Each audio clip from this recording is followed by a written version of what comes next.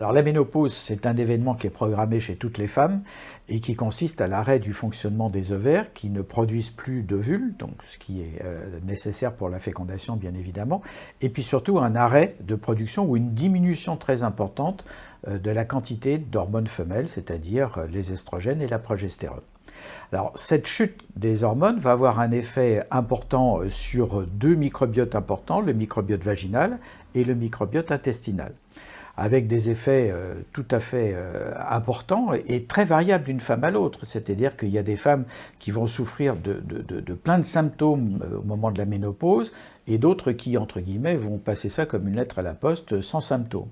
Donc c'est vraiment très variable et très dépendant d'une femme sur l'autre, de même que la ménopause peut s'installer en quelques semaines ou en quelques mois chez une femme, et chez d'autres, ça va durer pendant plusieurs années.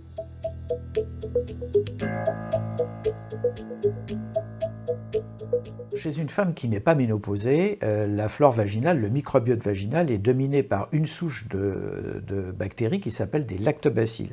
C'est 95% du microbiote total, et ces lactobacilles ont un effet protecteur vis-à-vis du vagin, vis-à-vis des agressions du vagin. Chez la femme ménopausée, pendant très longtemps, on a cru que, comme il n'y avait plus d'estrogène, il n'y avait plus de lactobacilles. En fait, c'est faux. On s'aperçoit que plus de 50% des femmes, après la ménopause, conservent un microbiote composé de lactobacilles, et ces lactobacilles ont un effet protecteur. Mais c'est très variable d'une femme sur l'autre.